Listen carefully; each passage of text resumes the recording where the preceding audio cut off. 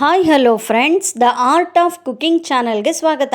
ಇಂದು ನಾವು ಟೇಸ್ಟಿಯಾದ ಅಲಸಂದೆ ವಡೆಯನ್ನು ಹೇಗೆ ಮಾಡೋದಂತ ನೋಡೋಣ.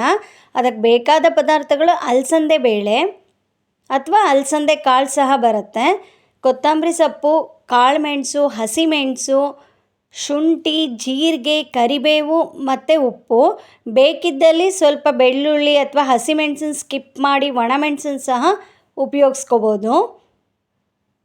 ನಂತರ ಒಂದು ಮಿಕ್ಸಿ ಜಾರ್ಗೆ ಜೀರಿಗೆ, ಕಾಳುಮೆಣಸು, ಹಸಿಮೆಣಸು ಹಾಗೂ ನೆನೆಸಿಟ್ಕೊಂಡಿರುವ ಅಲಸಂದೆ ಬೇಳೆಗಳನ್ನು ಹಾಕಿ ಚೆನ್ನಾಗಿ ನಯಸ್ಸಾಗೋ ಥರ ರುಬ್ಕೊಳ್ಳಿ, ಆದರೆ ನೀರು ಹಾಕಬಾರ್ದು. ಅಲಸಂದೆ ಬೇಳೆನ ಹೆಚ್ಚೊತ್ತು ನೆನೆಸಬಾರ್ದು, 1.5 to 2 ಗಂಟೆಗಳ ಕಾಲ ಮಾತ್ರ ನೆನೆಸಿದರೆ ಅದು ಕ್ರಿಸ್ಪಿಯಾಗಿಯೂ ಹಾಗೂ ಟೇಸ್ಟ್ ಸಹ ಚೆನ್ನಾಗಿರುತ್ತೆ.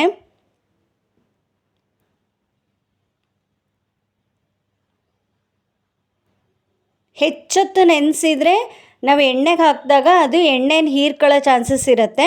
ಹಾಗಿದ್ದರಿಂದ ಕೇವಲ 2 ಗಂಟೆಗಳ ಕಾಲ ನೆನೆಸಿದರೆ ಸಾಕಾಗತ್ತೆ. ನಂತರ ರುಬ್ಬಿದ ಮಿಶ್ರಣಕ್ಕೆ ಸ್ವಲ್ಪ ಉಪ್ಪು, ಕರಿಬೇವು, ಕೊತ್ತಂಬರಿ ಸೊಪ್ಪು,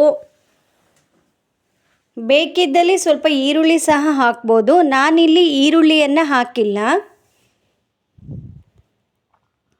ಇವೆಲ್ಲವನ್ನು ಹಾಕಿ ಚೆನ್ನಾಗಿ ಕಲಸಿ ಒಂದು ಬಟ್ಲಲ್ಲಿ ನೀರನ್ನು ಇಟ್ಕೊಂಡ್ಬಿಟ್ಟು ಪ್ರತಿ ಸರಿ ವಡೆಯನ್ನು ತಟ್ಟುವಾಗ ಸಹ ಸ್ವಲ್ಪ ಕೈಗೆ ನೀರು ಹಚ್ಕೊಂಡು ತಟ್ಕೊಳ್ಳಿ. ಹೀಗೆ ಮಾಡೋದ್ರಿಂದ ನಾವು ಎಣ್ಣೆಯಲ್ಲಿ ಈಸಿಯಾಗಿ ಅವುಗಳನ್ನು ಬಿಡಲಿಕ್ಕೆ ಸಾಧ್ಯ ಆಗತ್ತೆ.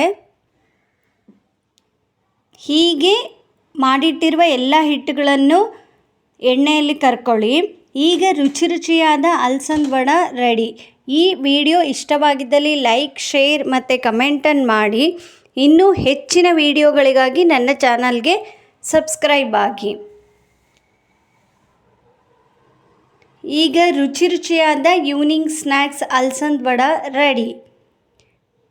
Thank you for watching my YouTube channel.